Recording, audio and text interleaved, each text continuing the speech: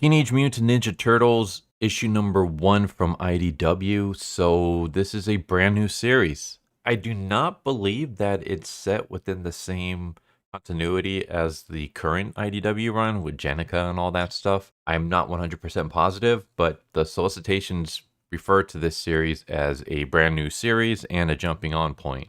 Yeah, also, no Jenica on the cover, so that's a really good start.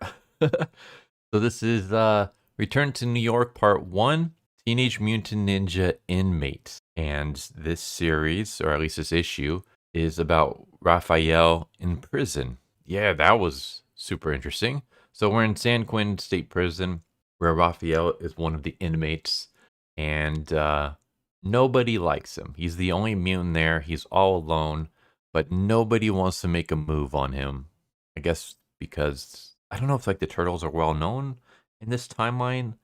I don't know if mutants are well known in this timeline. I mean, the other inmates don't seem to like be shocked or anything that Raphael is here. So maybe mutants are a known thing and they're just like, they're so abnormal that humans don't like them. It's kind of like the little information I'm getting from this. So Raph has his own cell covered with books, and there is a reason for that, which will come up later.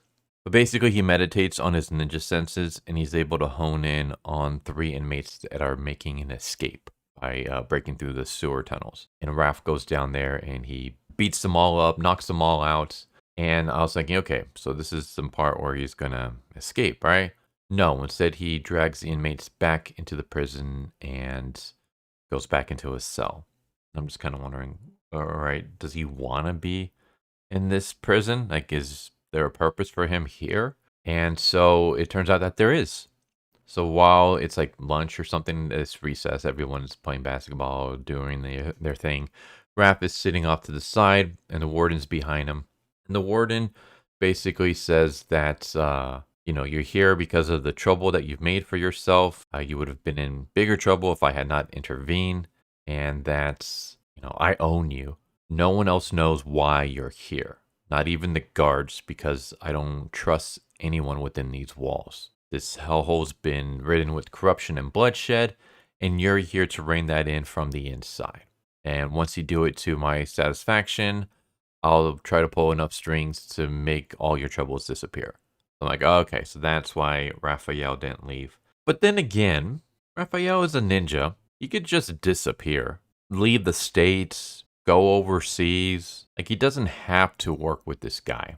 I mean, there's got to be like more of a reason why he's here other than just that. But I'm assuming that they're basically setting this up, like this mystery of how he got here in the first place, other than just some big trouble. And that's when some new inmates show up, and Raph checks them out and basically realizes that there's something up with these guys. And he wakes up later that night, and there's a dead guard in front of his cell. And the guard was dirty. He was smuggling contraband for the prisoners. Raphael's like, one look at this guy, and I know that it wasn't just a stab-happy inmate. These were done by a ninja. And it turns out that the new inmates that showed up are part of the Foots. So yeah, Raph battles them on the rooftops, and this is where the whole book situation comes into play. There's a moment where he gets slashed in the chest, and it turns out that the reason he has a bunch of books is because he's using them as armor. He basically has a bunch of books like just taped to his chest and stuff, and his prison clothes are hiding them.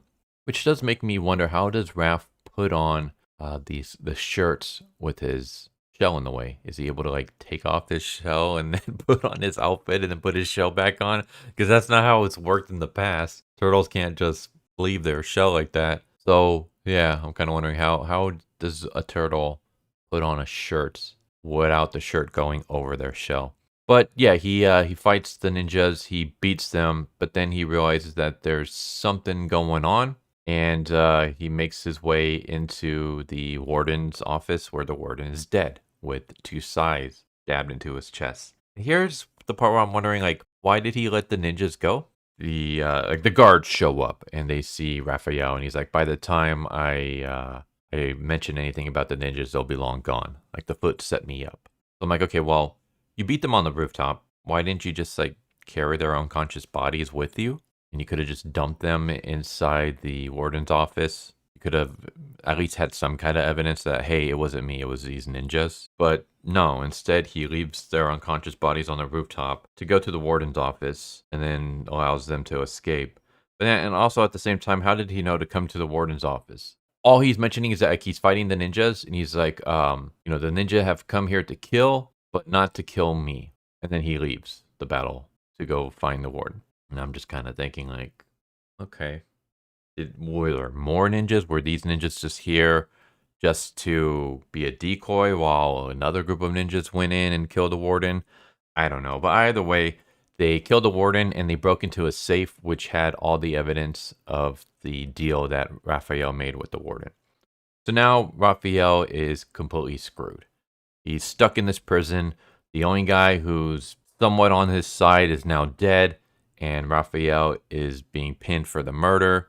And so things are just not going to be going good for our buddy here. And then there's a bit more, but I'm not going to spoil the entire thing. Other than to say that the next issue is going to deal with Michelangelo. So I guess all the brothers are in some kind of situation that separated them from each other. And each of the 4 issues is going to be following one of the brothers. This is just my guess, because the next issue we're going to find out what's going on with Michelangelo and what's his story.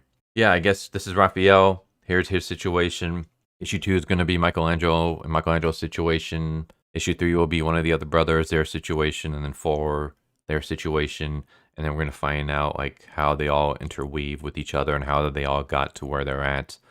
But yeah, I thought this was a pretty good start. I liked it. I'm still like a bit confused just because we're kind of just thrown into the middle of things where we don't really get a setup. We don't know why the brothers are split other than they're split.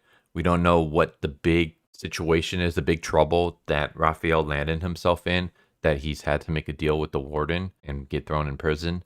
So there were a lot of like questions that are just left unanswered, but that's fine as long as if they get answered somewhere down the line. Like the first issue should just kind of be setting things up, setting up some mysteries and just showcasing the characters and what the plot's gonna be and where it's going. Like you don't want to answer everything, obviously, because then there'll be nothing to solve later on. So I'm okay with that. Right now I'm just a bit confused, but again, that's a mystery that we're gonna have to solve as we keep going. Artwork is good. I liked it. I thought the artwork was really good. The action scene was cool, especially when he's fighting the ninjas. Yeah, I think this is like a really good start. And it's also pretty mature. I mean, you got murder, you got drugs being mentioned, you got guards being shanked, you got Raphael almost being shanked. Like, I wouldn't say this is like for adults or anything like that, but I would say that this is not a comic for kids or younger teens. I'll say this is like an older demographic. So that's kind of cool. It's a little bit kind of going back towards what Mirage used to be. So yeah, I'm just kind of rambling at this point, but I thought this was pretty good. Like, it was a really interesting start. I'm all for it. I liked what I saw. Again, there's some questions I would have liked maybe a little bit of them to be answered, but I'm totally okay with just leaving me a bit in the dark, as long as if you answer those questions later on down the road. So yeah, I would give this issue a recommend, especially if you're a Turtles fan. Even if you haven't read the IDW run, like there's a lot of IDW run that I didn't read. Like specifically once Jenica like came into play, I was like, all right, I'm done. So yeah, this is a pretty good jumping on point, as the solicitations say. You can jump right into this. There you go. Teenage Mutant Ninja Turtles, issue number 1 by IDW. Hope you enjoyed. Hope to see you next time. Take care. Later. Thank you for watching my video. I hope you enjoyed it. If you didn't, I still want to thank you for watching it this far, and I hope the next one is more to your liking. With that said, thank you once again, and I hope you guys and gals have a good one. Later.